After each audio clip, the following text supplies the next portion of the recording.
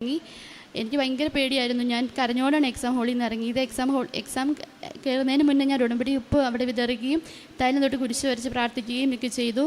ഞാൻ ഓരോ question attend ചെയ്യുമ്പോഴും അമ്മയും മാതാവ് എന്നെ സഹായിക്കാൻ, അമ്മയുടെ പ്രത്യക്ഷീകരണ സാക്ഷിയാക്കി എന്നെ ഉയർത്തണമെന്ന് പ്രാർത്ഥിച്ചുകൊണ്ടാണ് ഞാൻ എക്സാം അറ്റൻഡ് ചെയ്തത്. അങ്ങനെ 100 ക്വസ്റ്റ്യൻസ് ഞാൻ കവർ ചെയ്തെങ്കിലും എനിക്ക് ഭയങ്കര ടെൻഷനായിരുന്നു. നമ്മൾ എക്സാം അറ്റൻഡ് ചെയ്താൽ പിറ്റേ ദിവസം റിസൾട്ട് വരും. അങ്ങനെ വീട്ടിൽ വന്ന് ഞാൻ ഭയങ്കരമായിട്ട് ഹസ്ബൻഡിനുമായിട്ട് ഞാൻ പാസ്സാവില്ല എന്ന് പറഞ്ഞ് തന്നെ ഇരുന്നു. പക്ഷേ എനിക്ക് ഉള്ളിൻ്റെ ഉള്ളിൽ എവിടെയോ ഞാൻ നിന്നെ സഹായിക്കും എന്നുള്ളൊരു അത് ഉള്ളിൽ വന്നുകൊണ്ടിരുന്നു. എക്സാമിന് പോകുന്നതിന് മുമ്പ് ഞാൻ വന്ന് അച്ഛനെ കാണുകയും കൈവപ്പ്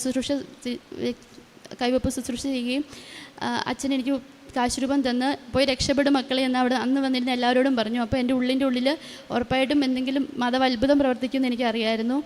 അങ്ങനെ എക്സാമിൻ്റെ റിസൾട്ട് ചൊവ്വാഴ്ച വെളുപ്പിനെ വന്നു. അപ്പോൾ ഞാൻ മാതാവിനോട് പറഞ്ഞിരുന്നു, അമ്മ ഇവിടെ തോക്കുവാണെങ്കിൽ ഞാനല്ല തോക്കുന്നത്, അമ്മയാണ്. കാരണം നമ്മൾ ഒരുമിച്ചാണ് പഠിക്കാനിരുന്നത്, ഒരുമിച്ചാണ് എക്സാം അറ്റൻഡ് ചെയ്തത്. അപ്പോൾ അമ്മ തോക്കാൻ ഇടവരുത്തരുത്, ഉടമ്പടി എടുത്ത ഒരു മക്കളെയും അമ്മ ഉപേക്ഷിക്കില്ല എന്ന് എനിക്ക് പൂർണ്ണമായിട്ട് അറിയാം.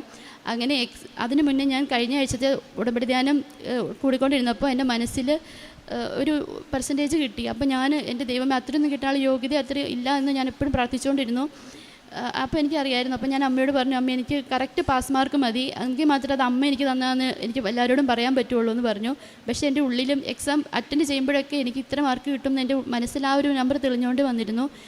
പക്ഷേ ഞാൻ വെളുപ്പിന് 3 മണിക്ക് റിസൾട്ട് വന്നു. ഞാൻ നോക്കിയപ്പോൾ ഞാൻ ഭയങ്കര ഷോക്കായിപ്പോയി. കാരണം ഞാൻ മനസ്സിൽ കണ്ട അതേ ആ ഒരു മാർക്ക് എനിക്ക് മാതാവ് തന്നെ